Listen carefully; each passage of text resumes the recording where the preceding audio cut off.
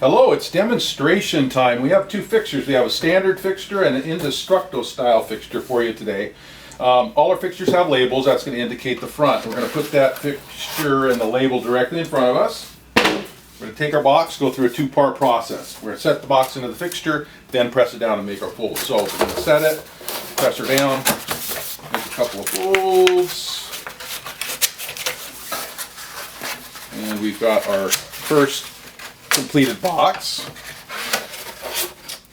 And let's go on to the Indestructo, which is a little bit different.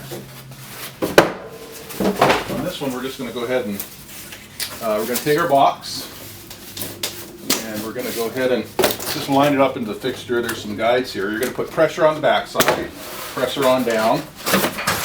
Now you can go ahead and make your folds.